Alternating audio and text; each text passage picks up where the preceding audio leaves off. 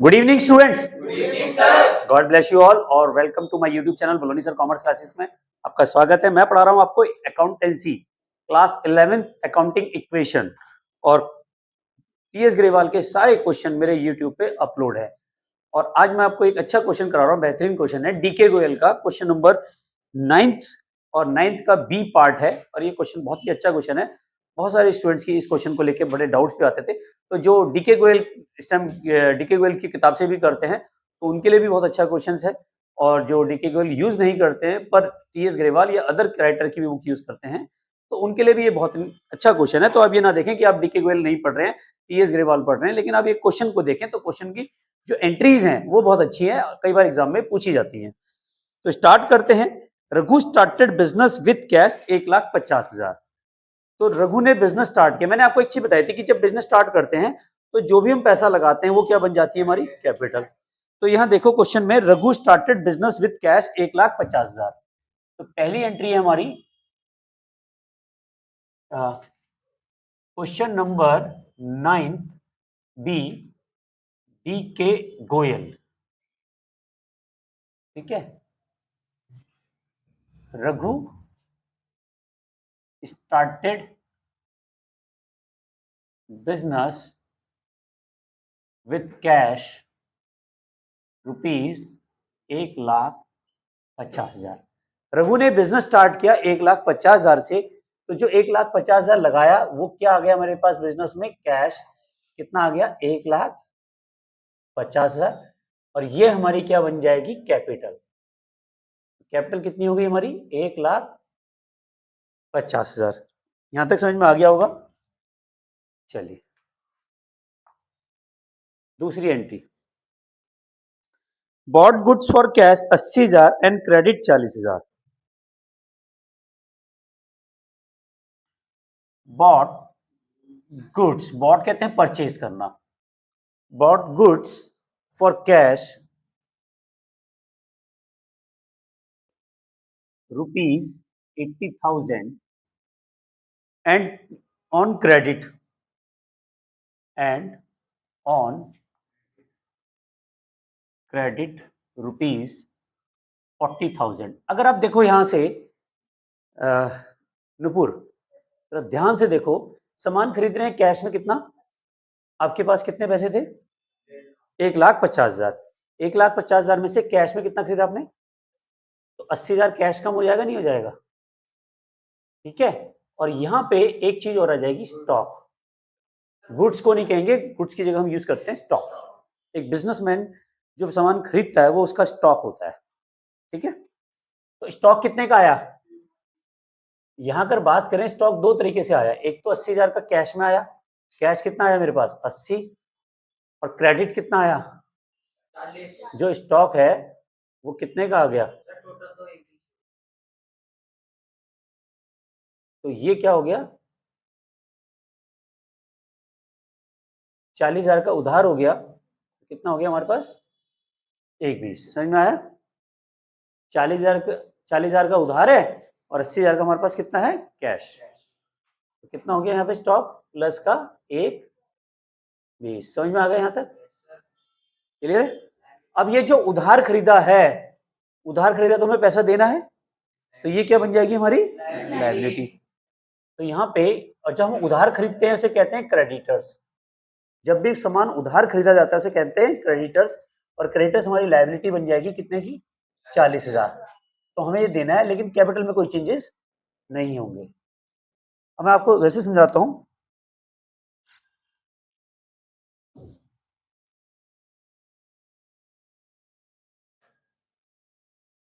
जैसे आपने अपने फ्रेंड से उधार लिए तो आपको देना है, वो आपकी क्या बन जाएगी, लायबिलिटी।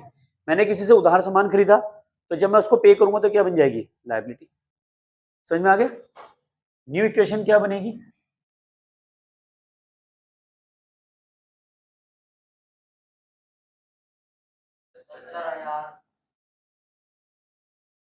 प्लस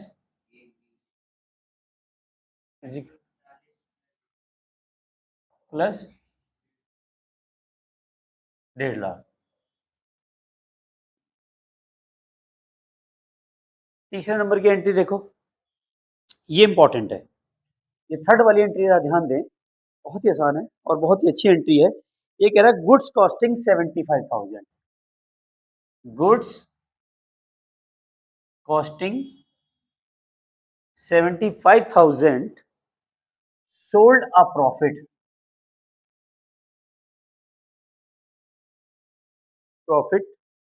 on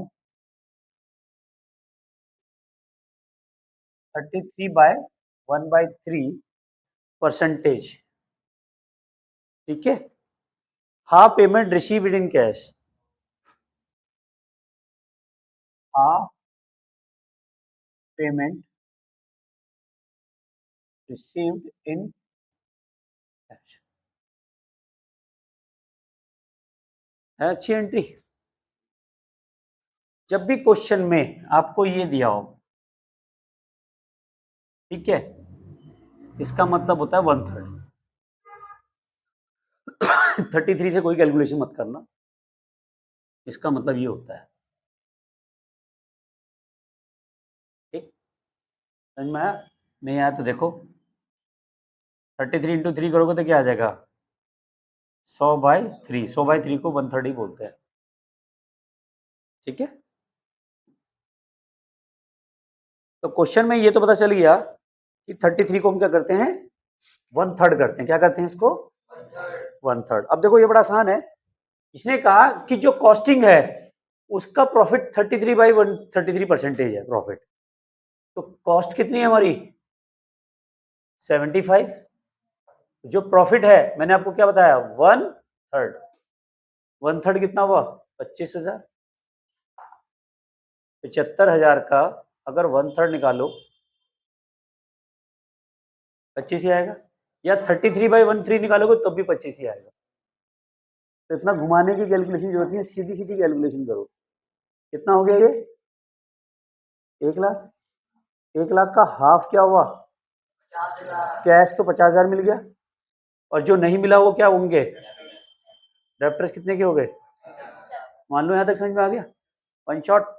अब आपको प्रॉफिट बताओ कितना हुआ इसमें, 75,000 का है, 25,000 का प्रॉफिट है। प्रॉफिट कितना है, 25। अब अकाउंटिंग इक्वेशन बनाना बहुत आसान है।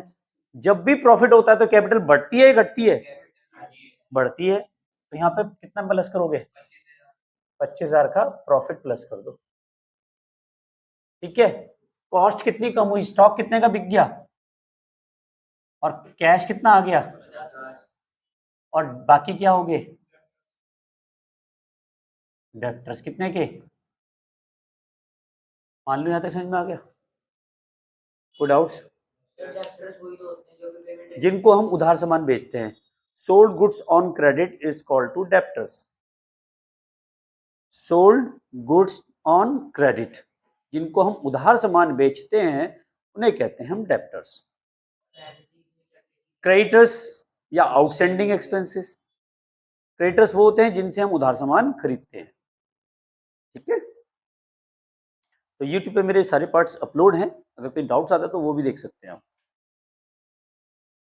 तो आई होप समझ में आ गया, क्लियर अप कर दूं।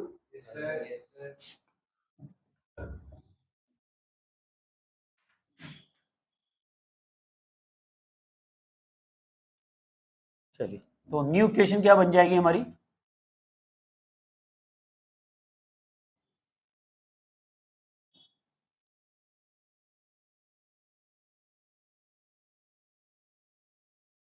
$1,20,000। 7 और 5 12 ही होते हैं बेटा, 25 प्लस 20 45 प्लस 50,000। जब मैं कराऊंगा तुम्हें सारी चीजें आसान लगेंगी। ठीक है, बस तुम जब करोगे तो थोड़ा सा तकलीफ होगी, लेकिन 2-4 बार जब करोगे तब सही आ जाएंगे। ठीक है, यहाँ पे तो कोई जीरो, कोई लेना देना नहीं है। तो यहाँ 40,000 प्लस 1,75,000। आई होप समझ में आ गया होगा, कोई doubt.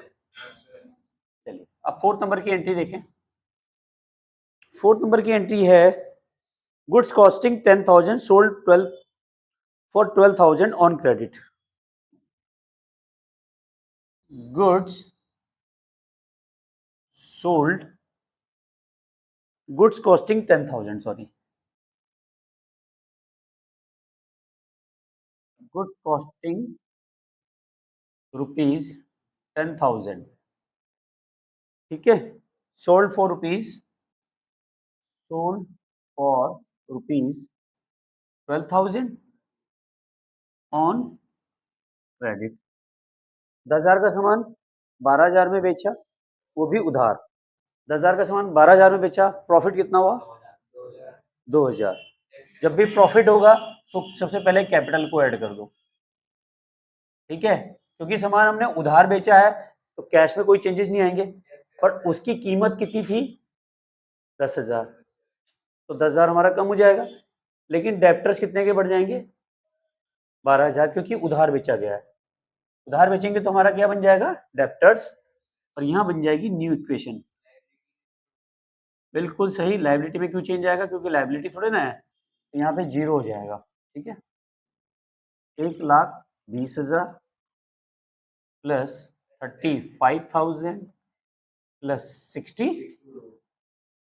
Is equal to 40,000 plus 1,77,000। समझ में आ गया? चलिए नेक्स्ट देखिए, fifth, paid rent 2,000, salary 4,000। Paid rent rupees 2,000,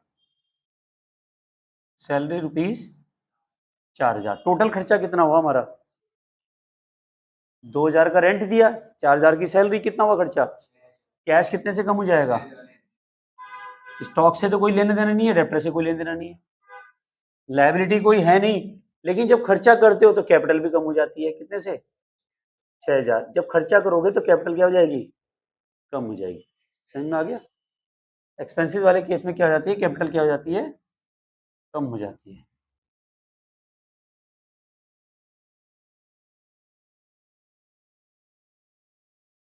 new equation, 1,14,000 plus 35,000 plus 62,000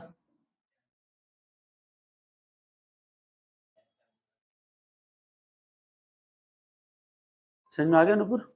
चलिए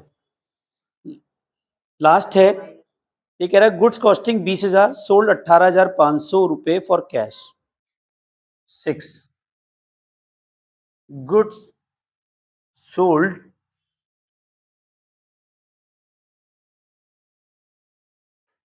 costing rupees 20,000 for rupees 18,500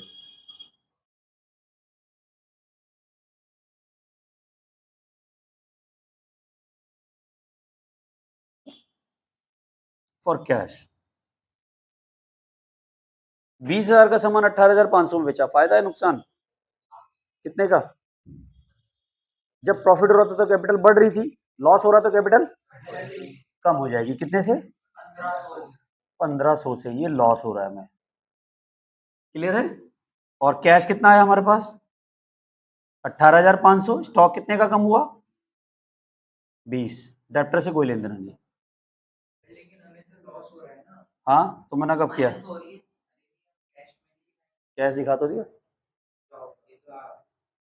चश्मे का नंबर बढ़ गया।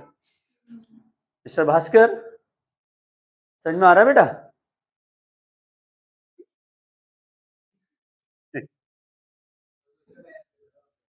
अच्छा, कैश कम क्यों हुआ? सामान बेच रहे हैं, पैसा आ रहा है। समझ में आ गया? चलिए, 1,14,000 में क्या करेंगे? एलन मस्क, समझ में आ रहा है? कैश, सामान बेचने में कैश आता है या जाता है? Very good. देखो कितना अच्छा दिमाग लगाया। दिमाग है भाई साहब, बढ़िया वाला। एसी थोड़ा ना चला रहे हैं वो पूरी दुनिया है, टेस्ला कंपनी के मालिक हैं। एलन मस्क भी हमसे पढ़ने आते हैं। देखो क्या ऑनलाइन व्यूअर्स सोच रहे होंगे कि भैया सर कितने बड़े फेमस हो गए हैं, भगवान की कृपा है। चलिए कोई बात नहीं, एलन मस्क को अपने टेस्ला कंपनी के अकाउंट सीखने थे, इसलिए वो यहाँ आ रहे हैं मेरे पास पढ़ने के लिए। चलिए, तो 1,14,000 में 18,500 जोड़ो, कितना आएगा? 1,032, 1,32, 1,32,500 plus 15,000 plus 62,000 is equal to 40,000 plus 72 कैसे आ जाएगा? माइनस 169,500 ठीक है, ऐड किया था। अच्छा, इस क्वेश्चन की बैलेंस शीट भी बनानी है। क्या बनानी है इसकी? Balance sheet. हाँ, इक्वल है या नहीं है, बैलेंस शीट उसी के लिए बनाते हैं। न्यू इक्वेशन लिख देते हैं। लो जी, बिल्कुल लिख देते हैं। भास्कर जी ने हमें याद दिलाया, थैंक यू। भास्कर होनहार बच्चों में से एक है हमारा, और वैसे पढ़ने में बहुत बढ़िया है, ब्रिलियंट स्टूडेंट है, और क्लास में नंबर 1 की पोजीशन इसने अभी तक कायम की हुई है, और इसकी पोजीशन कोई छीनता नहीं है, क्योंकि उस पोजीशन को छोड़ता नहीं है। बहुत ही कुशाग्र बुद्धि के हैं हमारे मिस्टर भास्कर शर्मा नाम है, और डीपीएस के बच्चे हैं हमारे। चलिए नेक्स्ट, बैलेंस शीट बनाएंगे। भास्कर जी, आप हमारी हेल्प कर सकते हैं? Thank you. थोड़ा सा कमजोर है हमारी बैलेंस शीट, आप बताएंगे तो हमारी अच्छी हो जाएगी। वैसे मैं कहीं भी अटकता हूं तो भास्कर जी मेरी पूरी हेल्प करते हैं।